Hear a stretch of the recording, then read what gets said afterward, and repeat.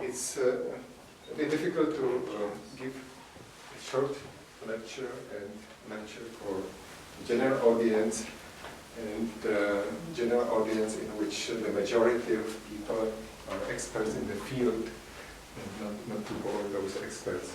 So, but I understand that I have to be I have to present it in a way that people outside from the field understand what's going on. So I would like to apologize to those who know these things. So okay, so let's start doing business. So we have complexity classes.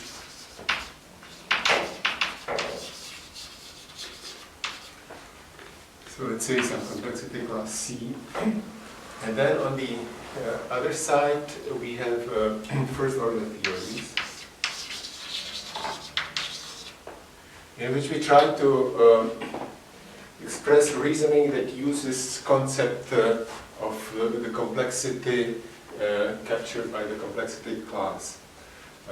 So that there is some kind of correspondence between certain theories and complexity classes. To denote it, I will use this letter theta with subscript C, but this is just a very informal notation that there is no precise definition of what this should be. There are only particular examples which we can think of as being instances of this. So we have some kind of not quite precisely defined correspondence. Then we can go back and see what is formalizable. For instance, we can see which functions are provably total, and if these functions are of the complexity corresponding to the class C. So for instance, the bit graph of these functions can be characterized by this class C of sets belonging to the complexity class. Then we have this more precise arrow going back from theories to complexity classes. So C is just a subset of subsets of say strings, zeros, ones, 0 and 1s. So this is an object that definitely belongs to complexity theory. But then we have some objects or mathematical entities that are in between these two. Here, essentially the next one are propositional proof systems. So I will define this concept as follows. It consists of two sets. One a set in P, where P stands for polynomial time, and a function in Fp, where Fp is the class of functions computable in polynomial time. And we say that this pair is a proof system. There are too many P's, so let's this to be involved case, and this will be just a regular P. Will be a pair AF, and we require that the image of A is precisely the set of all topologies. Now I wrote this definition, not that I'm going to use it very much, but just to see that this is very much a thing that looks like something studied in complexity theory. We have a set, certain complexity, we have a function, but of course there is this particular set of tautologies, but this is just the coin piece complete set. Now, what I'm going to say more today is another concept, and these are disjoint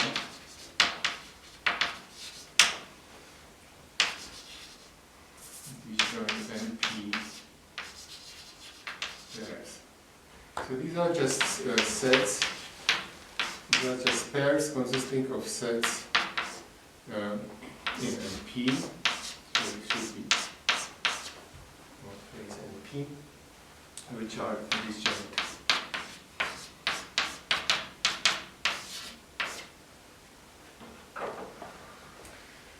We have some assignment going in this direction and also a little bit in the other direction and here, which I will not explain in detail. I don't have time to do this. But I should say that although we have this correspondence, so we somehow have correspondence between a complexity class via these arrows with the Disjoint NP-pair, it's not quite clear how to go from a Disjoint NP-pair to a complexity class. So this is something that is not clear. Maybe somebody from the audience will suggest something, but it's not obvious. So these two things look like concept in complexity theory, not so much in logic. But what is important is that they have certain feature that is very much logical, and namely that they formalize certain principles. So here it is the fact that the proof system is sound. And this fact is the statement that this is a subset of tautologies. And this is something that we have to prove. And this may be difficult to prove. Also, if you think of usual proof system for propositional calculus, it seems like why should this be difficult? But you should think also of systems which are not quite standard, like if you take Zermelo-Fraenkel set theory, and you would use Zermelo-Fraenkel set theory to prove tautologies. This looks really strange why we should use set theory to prove tautologies. But the fact is, if you use it as a proof system for propositional calculus, then the soundness is just equivalent to the consistency of Zermelo-Fraenkel. So this is a really strong statement and a very non-trivial statement. So therefore, this more belongs to logic than complexity theory. So this is this fact here, and here is this fact here. If we have a pair of NP sets, we have to prove that they are disjoint, and the proof is based on some mathematical principle why they are disjoint. I don't have time, unfortunately, to give many examples, but there will be at least one example later in the talk, which shows that we have to use something to show that it is different. So let me progress to the theory of NP-pairs. The basic thing that we should know is what is P separability.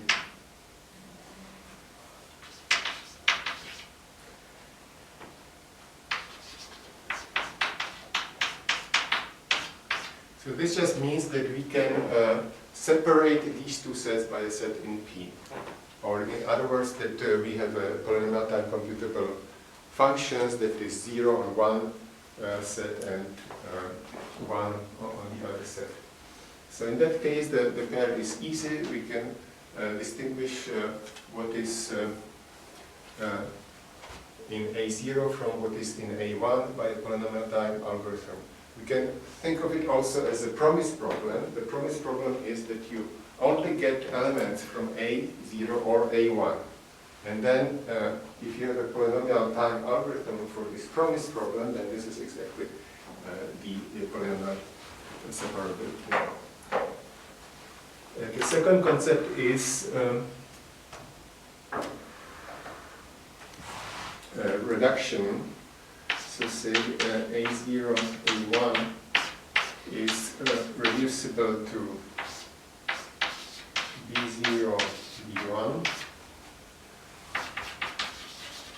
if there exists a function in Fp such that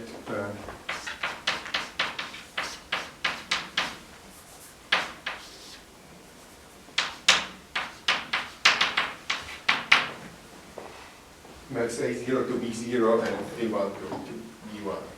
So this is also a natural concept. And once we have this reducibility, then it's natural to think of a disjoint pair not as a single disjoint pair, but the whole class of disjoint pairs that I'm already thinking about the pub. About of pairs that are reducible to each other. So, and these classes are sort of natural, and it's something like a complexity classes that we consider in the standard complexity theory.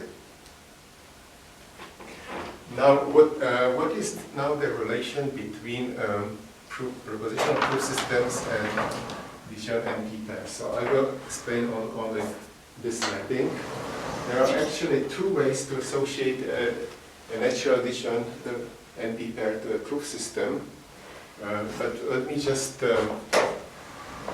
introduce notation. I will, instead of writing that using this notation, if this is a proof system, then I will write that B is a proof, P proof of formula phi, instead of saying that D is in A and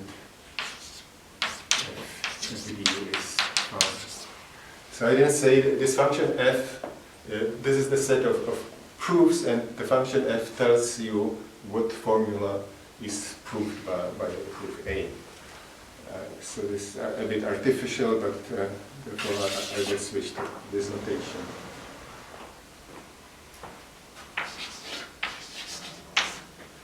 And the basic definition here is the so-called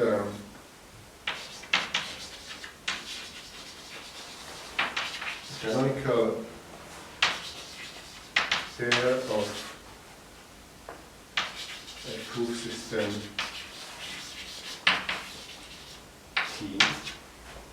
So this is some pair that I denote C P0 C P1, and is defined as follows. C0P is a set of pairs, a Boolean formula, and an arbitrary string, such that phi is satisfiable. So it's just satisfiability with some padding, which we will use in the other set of the pair. So sometimes this is denoted by star. And this is the same for all proof systems. And isn't W, you need something about W also, right? Here, no. In this... W is in it? This is just, take it as it is. So okay. It will become clear in a moment.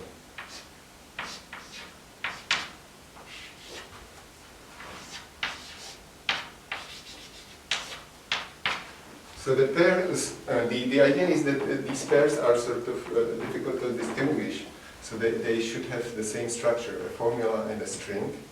And whereas here the string is not used, in the second set of the pair, the string is used. And it's the condition is that there exists a proof D, so that the length of the proof is the length of the string. So the string just serves to determine particular length, such that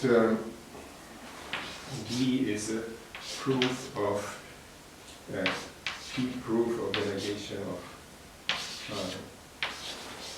So we can also say that D is a refutation of the formula phi. Now these are clearly NP-pairs, because this is NP condition and this is also an NP condition. And they are disjoint because you cannot have a proof of the negation, so it cannot be a negation cannot be a tautology at the same time and phi satisfiable. So this is the disjointness is a consequence of the soundness of the proof system. So this the conditional disjointness follows.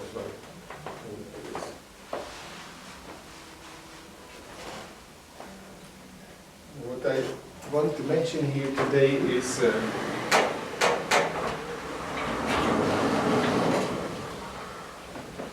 characterization of one of these proof, or one of these canonical pairs, namely of the canonical pair for resolution.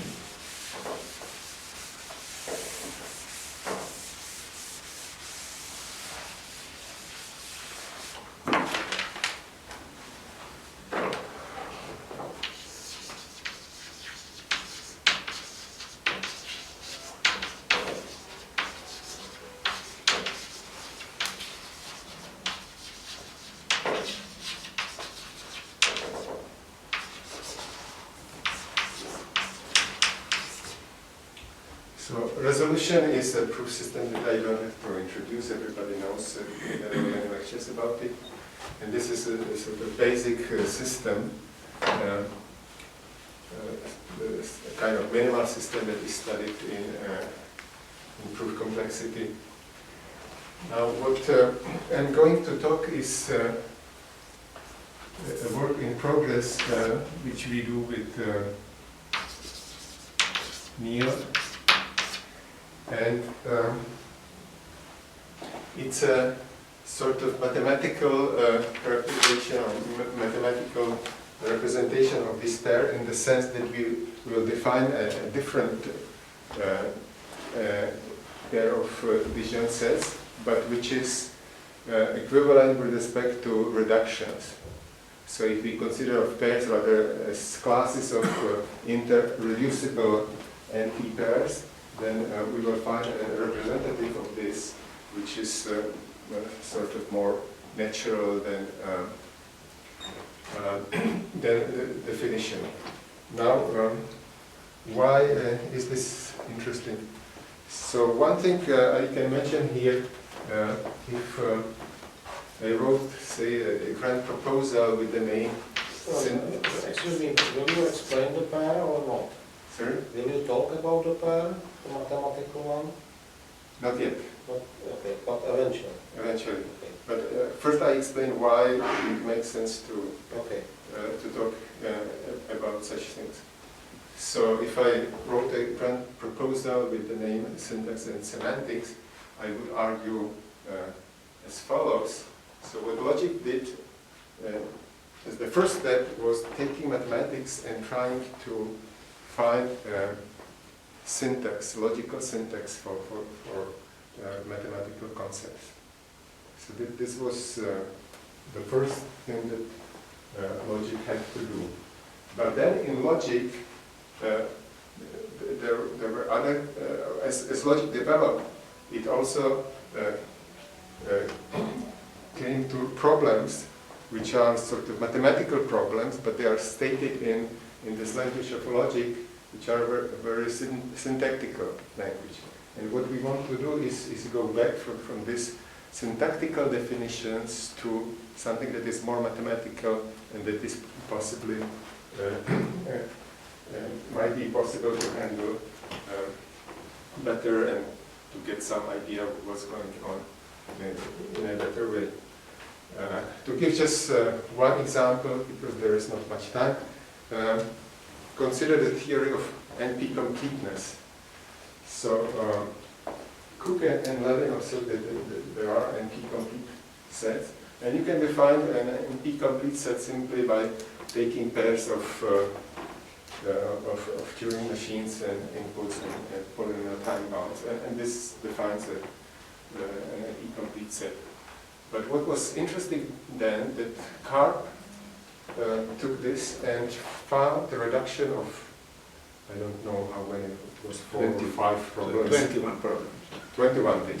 And 72, yeah. Yes, so he found 21 really combinatorial problems that he showed that were polynomially equivalent to this.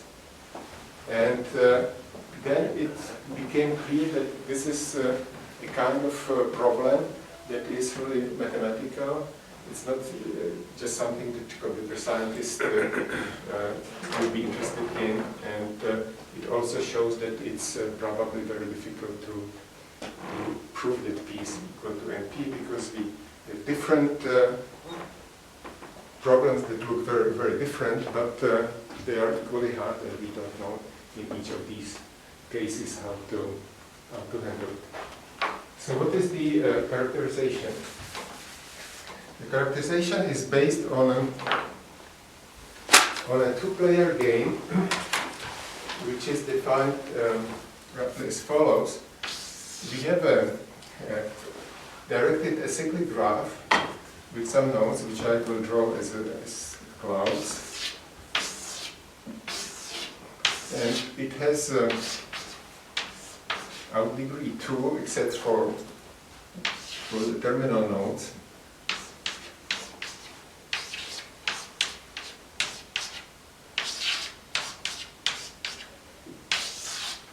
And players alternate by choosing where to go in this graph. Now, in order to see what happens, who wins in this game, that there are also some points inside of these clouds, which I'll draw as dots. And there is no dot in the initial node, and there is precisely one in each terminal node. If there is an arrow between these two nodes, then there is also a partial matching, which can in principle be also empty. And the game works as follows. So suppose that one player has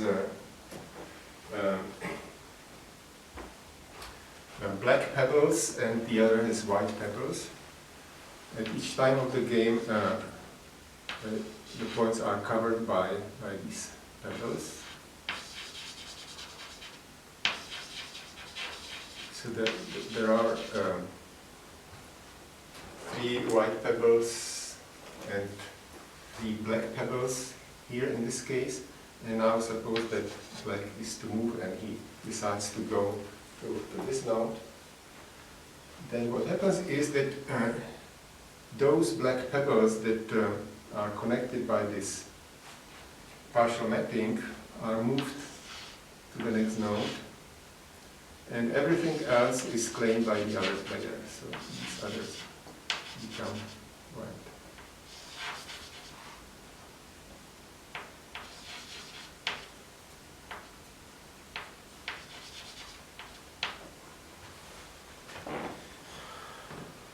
And it's symmetrical. If a white player plays, then those that are white are moved along this matching, and the rest is claimed by the other player. And since there is only one point in each terminal node, eventually when they reach this node, there will be either black pebble or white pebble, and according to this, black or white wins.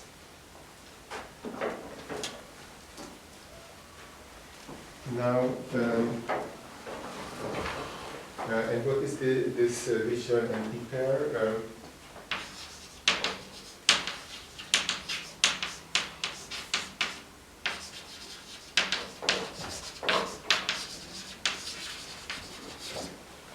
So let's call this A0.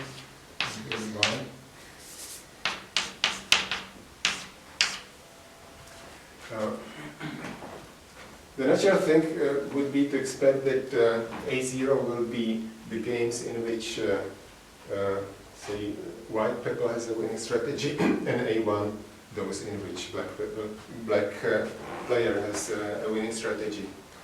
But it's not like this. We have to define also a positional winning strategy.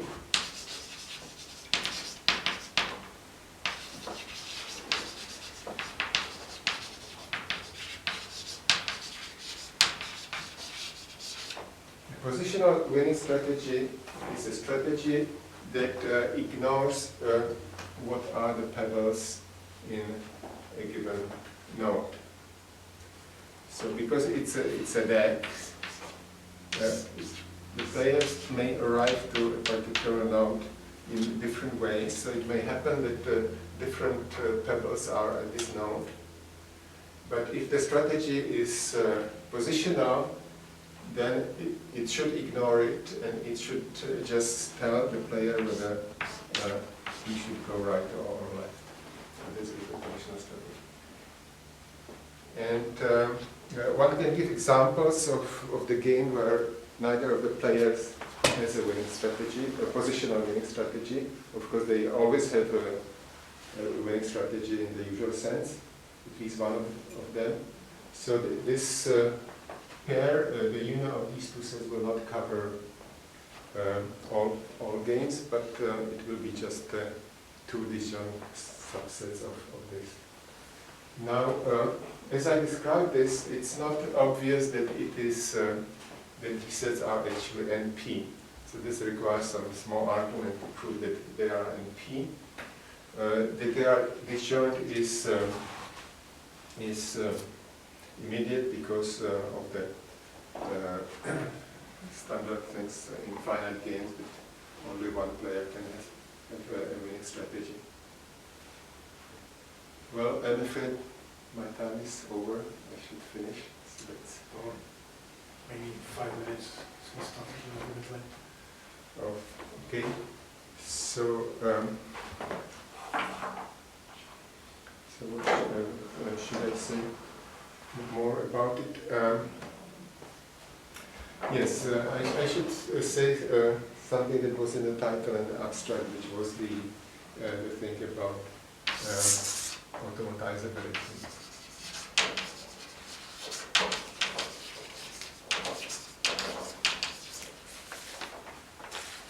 Of a proof system. So this will somehow show that why such problem is actually interesting. Automatizability of a proof system P is essentially the problem of proof search.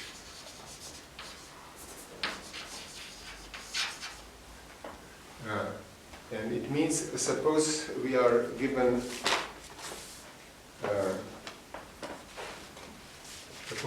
a formula, and we are given a bound, say k length, and then we ask whether there exists a proof D, then at most k, such that D proves formula. So this is the question of the proof search, and we say that the proof system is automatizable if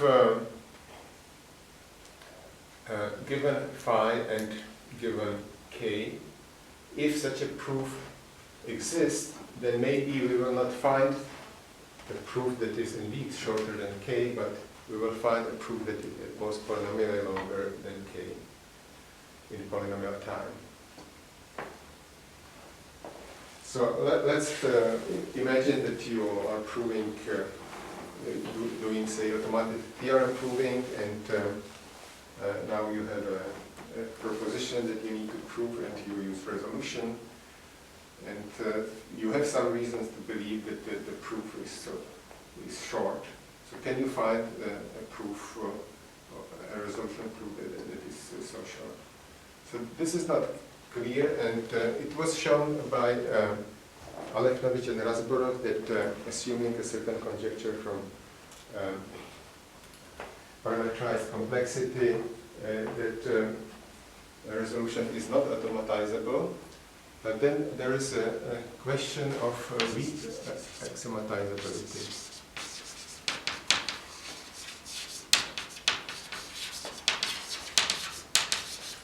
And the question, if we state it for resolution, is as follows. Suppose we automatizability. Sorry? It's an automatizability. Sorry, auto. Thank you. Did I say automatizability and right axiomatizability? Mm-hmm. That's really weird. You automatically wrote. But there is no connection. So think again about the situation that you know for some reason that there is a proof of resolution proof of your tautology, and you would like to find it. And now, essentially, you don't care whether it is a resolution proof. You just want to have any proof. So if you knew that if there is a short proof of in resolution, then you can find at most polynomial longer proof in some other proof system, then you will be completely happy because this is what you want. You want to find out whether there exists such a proof. So this weak automatizability is in fact equivalent to polynomial separability of the canonical pair of resolution. And whereas we know by Aleknovich and Razborov what is that automatizability is probably not in P. We don't know much about weak automatizability. So having this characterization, we can focus on this pair and try to figure out whether this pair is P-separable. And if it is P-separable, then we know that resolution is weakly automatizable. If it is not, then we know that it is not weakly automatizable. So that's the connection with automatizability of resolution. Thank you very much.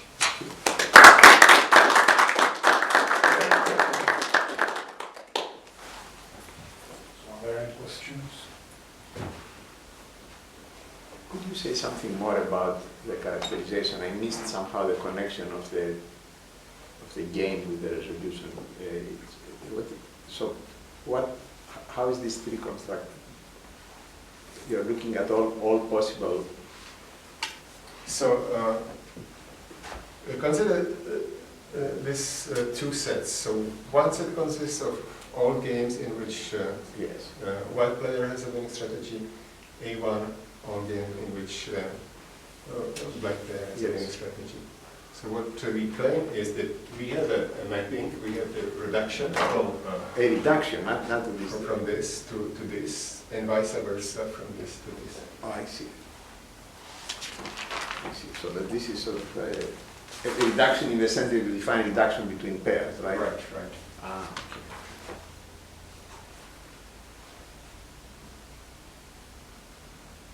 For the case of when the proof system is a So when resolution. the proof system is a resolution. And this, as far as I know, this is the first characterization of these pairs. So that there are no... Correct. Well, sorry.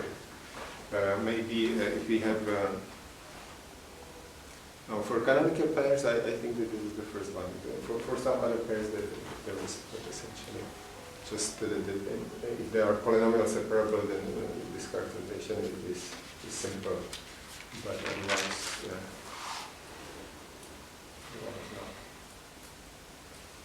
So if you take tree-like resolution, does it simplify the picture, or is there such a characterization?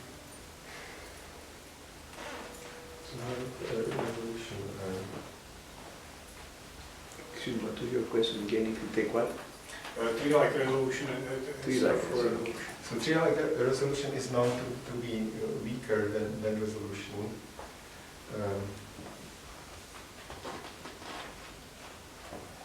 I should know this, but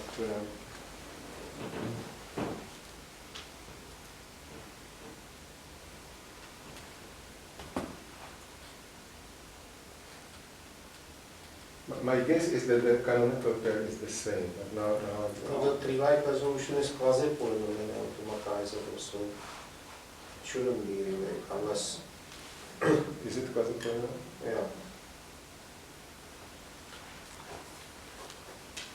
So the answer is I don't know, but it's a shame that I don't know.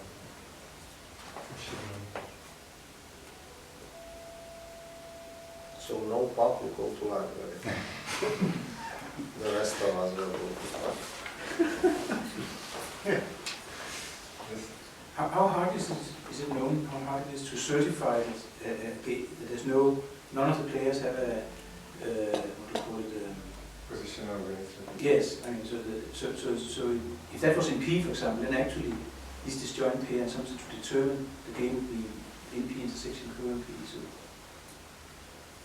Yes, that would be interesting if we could somehow show that that each game can be replaced by another in which at least one of them has a positional strategy. But this may be hard, and to characterize whether they have, or as you suggested, to have an algorithm to decide whether any of these of the players has a positional winning strategy. But I don't know. I'm very skeptical. yeah, it looks hard. What is also not known is what is the difficulty of general strategies, whether it is p-space complete or not. This is also So aren't both sets in the canonical pair NP complete in case of resolution? I mean, the first one is obviously, but the second one, I think it's also that there has been some result that it is NP complete, or there has been some result of this, but I'm not sure if about resolution. But so if you could replace it by a disjoint pair which complements each other, then they would have to be both NP complete, the sets, and therefore the intersection should not be in P. Sorry, they should not be in P, therefore. I think that you can somehow trivially find an equivalent pair where both sets are NP complete. Well, but then if you have a reduction pair which is actually complement to each other, then both of the sets have to be necessarily NP complete, right? No. No. Yes. No.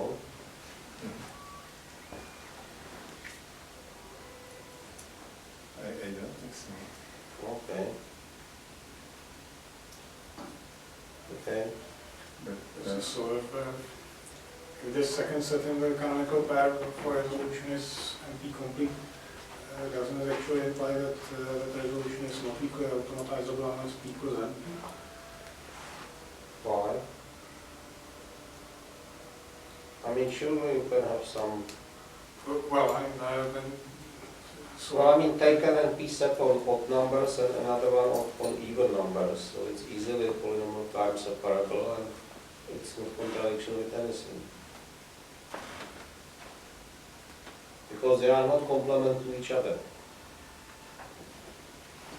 well, so what I mean is this: if okay.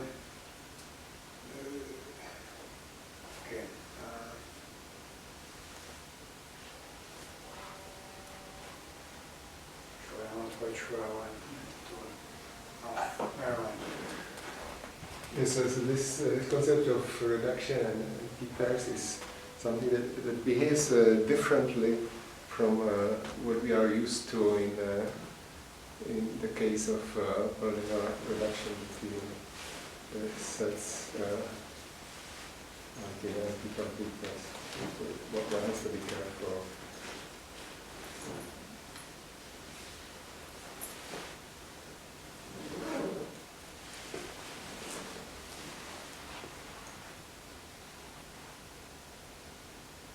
Well, the automatization procedure for the proof system basically allows you to get rid of this existential quantifier in the definition. simply study the procedure, and if it finds a proof, then I know that the formula is provable, and if it doesn't find the proof in time which is polynomial in this length of W, then I know that it doesn't count. So the problem is that proof which is found is maybe actually longer than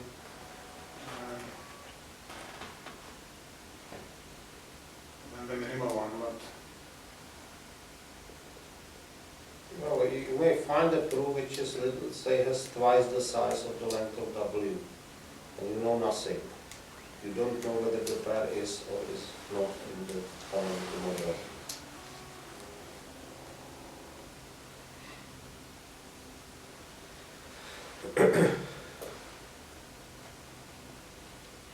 well, okay, let's leave it for For the